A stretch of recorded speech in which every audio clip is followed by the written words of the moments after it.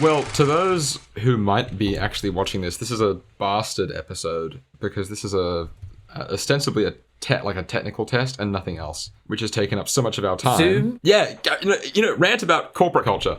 Tell me about Zoom's vile behavior. Go. No, I just think Zoom has shot themselves in the foot. They preach. have imposed a 10-minute cooldown period between 3 meetings. I think they're just going to lose any potential customers left, right, Like center. us, we were the premier Zoom collaborators.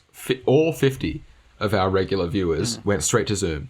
We bumped their numbers up so fast. I did see a lot of people in the Zoom community helpline, which, by the way, they all got answered by a copy-paste bot, made a really good point about how Zoom got everyone hooked during COVID and now are slowly trying to hook people on the payment plan. So what we're doing right now, it's kind of forced us to potentially improve the quality of the output. So I'm recording on OBS. Now, it's very, very important right now. Kim and I have the same issue with technical understanding of items. We're Hey, AC. Yeah, wherein like both of us aren't particularly thrilled about learning how new tech as software works. I'm running OBS at the moment to record this. And then Kim and I are both running an Audacity track of our own audio. Both Kim and I lack most fundamental understandings of how OBS and Audacity work. We know how to press the red button and have spent, I think, upwards of 2 hours since we started figuring out how both of these things work. Yeah. 2 hours where we could have been discussing art history. Who knows? And also, I do have to say, if we ever do release this in the wild, broadcast engineers, I have got such respect. God. Ridiculous. I just don't. And like live broadcast engineers as well. What a gamut. If you're cruel enough, if you keep my tabs in, which I prefer you didn't, the viewer will see how to record audio and video on OBS, top left corner. How to use Audacity for podcasts, top left corner. That's been my search history in both Google and YouTube all pretty much since lunch. Yes, man. Do you have any updates? Fill time with? Because I've got plenty I could fill time with, but like you can go first if you want. No, not right at this minute. Number one, I've started watching Twin Peaks. That is shot and blocked so well for no reason. I had to stop and rewind 2 minutes because I was in awe of how one of the conversations in the police station was shot and blocked with the cat. It was excellent. It's interesting that because, like, looking back at it's got that weird kind of transition aesthetic in my What do you opinion. mean? I think it's quite interesting that David Lynch has a very kind of Hollywood golden era fetish. Yeah, I've no Aesthetically. in his script as well. Like he's definitely got like a lot of the whenever a character says like, "Hey, Bucko." I'm like, okay, that's David wrote that. Yeah, I mean, particularly if you look at something like Wild at Heart and some of his earlier movies. So I think a lot of late 80s, early 90s, there is that kind of strange crossover period when we're starting to leave elements of the 80s style behind. We're starting to, but without completely abandoning it. So I think Twin Peaks are part of that. The X-Files have got this same kind of like in between. We're not quite the 80s anymore, but we're not quite knowing where we're going aesthetically. For most people my age, the reference point is just whatever TV shows your parents talk about a lot. Because my mum and dad both watched Twin Peaks and the X-Files at the same time when they were coming out. And those are the two reference point TV shows for Gen X, I think. So like it's kind of like that Gen X peak popularity period. I think to a certain extent, those were both TV shows that really kind of brought together families, brought together bigger groups. Yeah. Wow. Because it was something so different. Yeah, that's true. And I think the interesting thing about it, plot-wise, it's got that hook to bring you in for a conventional audience. She's dead.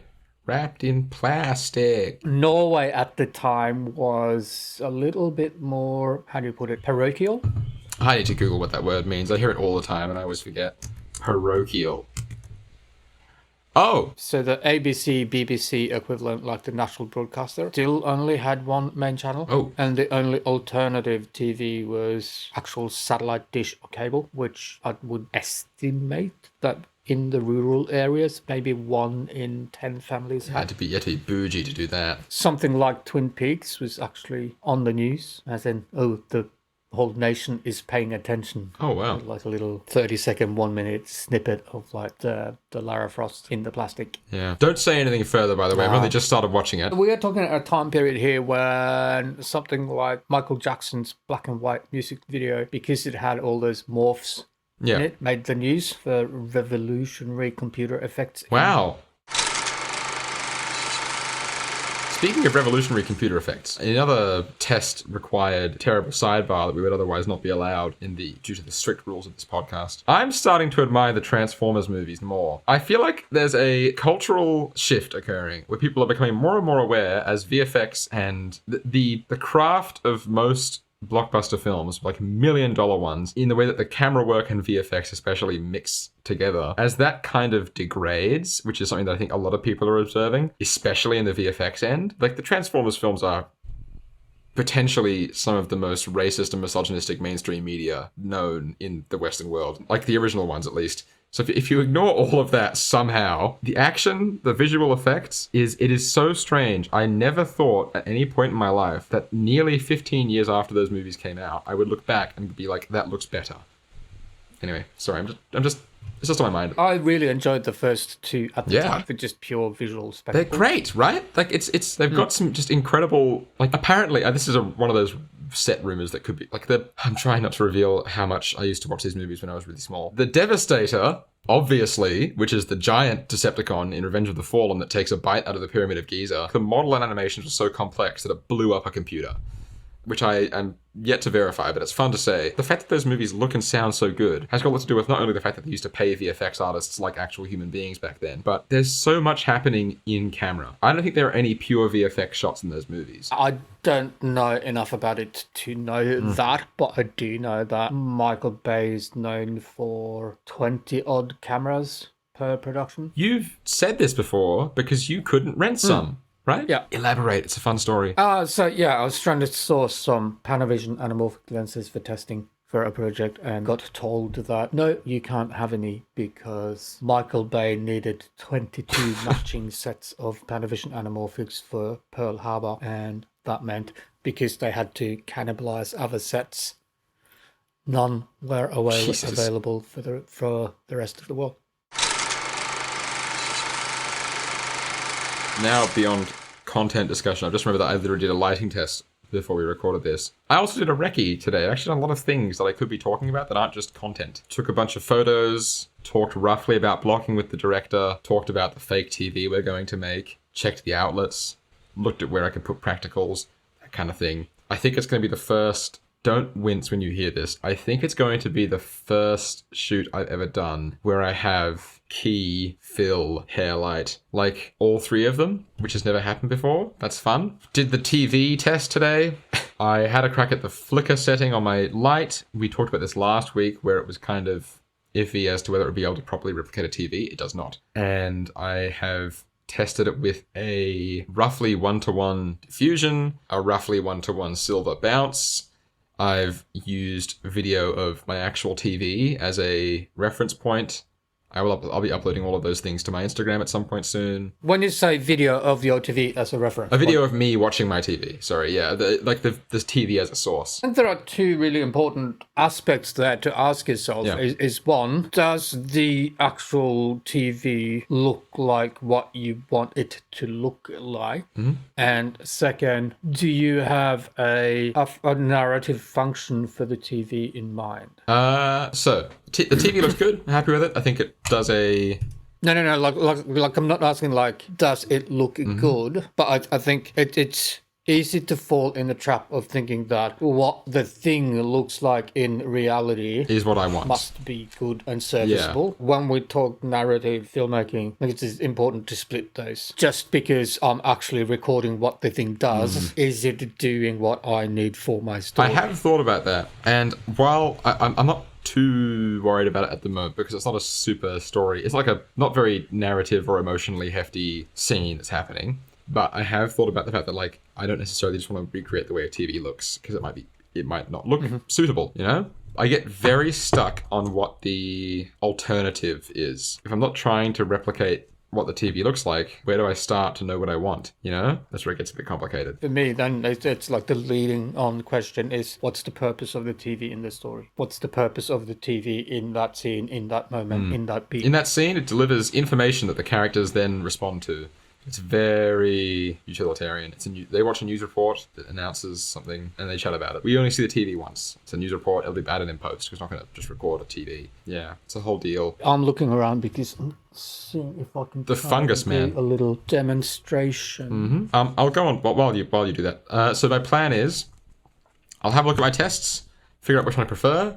I reckon I'm going to prefer the diffusion based on a lot of stuff that I've looked at. It's really interesting because I spoke to a cinematographer on a Discord community that I hang out on a lot, which is a gross sentence to say. Sorry, just a regular online community that I hang out on a lot. It's actually called Escape Hatch now, not Dune Pod, alright? Chill out. Even though I saw it all over the internet, he said that he had never seen people do I'd seen a lot of, which was just getting a grip to like move a gel in and out of where the fixture is to generate movement, which is interesting. That is what I'm going to go for because it is the collation of like, it brings together all the things that I've seen and the way I like the way all of them looked and I like the way my tests look. But it was very interesting to hear that. I think this is one of those where we are dealing with sort of mixing on the one hand. Have you heard of the concept of memory colors? No. Where we have a cultural kind of subconscious memory of what certain colors should be, I think it may. i.e. moonlight, sunrise. Oh, okay. Sunset. I was not aware of that, no. And quite often they deviate quite far from if you go and measure the actual color temperature, etc., etc., etc., etc. And I think a lot of these lighting gags are part of that. Think of it as memory light.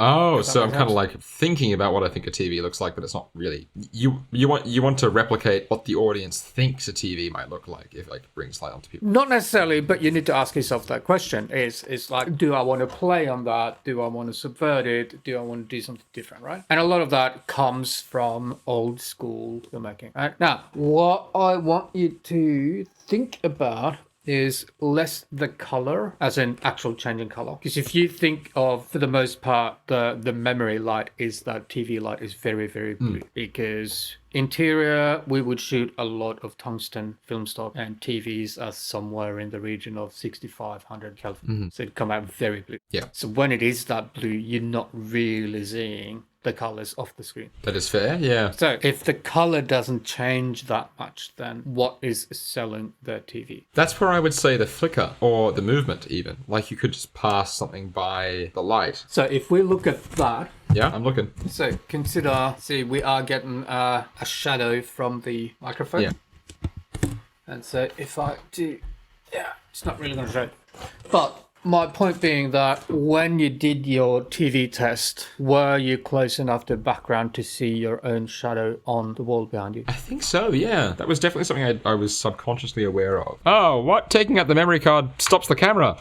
Okay, sorry. I shall check the second I finish this. I'm kind of thinking you may want to ask yourself at a certain point, is there such a thing as too soft for a TV effect? That's, yeah, I was, again, these are all things, yeah. As in, I don't, if you want to actually play with direction and movement, then if it's too soft, then it's not going to be saucy enough to show movement. that would explain why one of the people I was looking at used a silver bounce. And it was also on the thing that I posted a couple of days ago. Sir Roger, I promise you he came up organically. I did not look at how he did it. He came up organically, I promise. He just had what's the name of the big flat LED panels? The ones that are like a good meter and a half in width. Sky panel? Is that it? Yeah, I think it was. Yeah. For prisoners. That's a good point because it would be saucy. He just had one of those pointed straight at his subjects and got a grip to fiddle with the brightness. And that was it. That was the entire effect. Oh, and a couple flags to stop spill. But like that's really it. So that could, so I do kind of want it to be a bit saucy. Think about where some of this memory light would come from. So before LCD, do you know what the biggest living room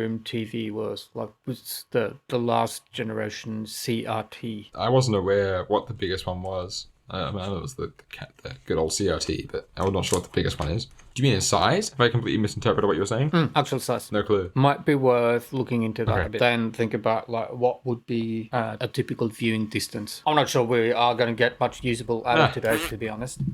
You can just, that's fine. I think we've got, I'm actually totally fine with this being uploaded because I not only want to see it as a test, but also just like, we haven't discussed anything useless.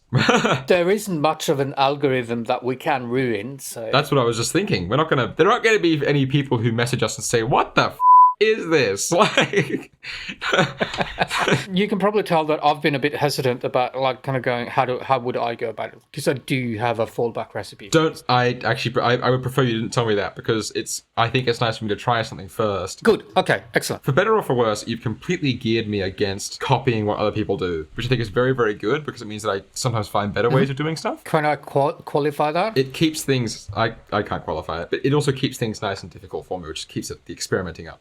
Go on. I advocate against copying without consideration. Yeah, and like copying sight unseen. I think it's good to sample and test what others have done. Which is what I have done, which is very good. I'm very happy with that. Like my list of samples in the community post, and then I've mixed them all together and then tested them out and see how they look, you know? I'm very happy with that. Like that was a very ideal testing scenario for me. Okay, shall we stop recording? See ya, potential viewer. Tell us if this was fine. Okay, camera cut, otherwise known as OBS cut.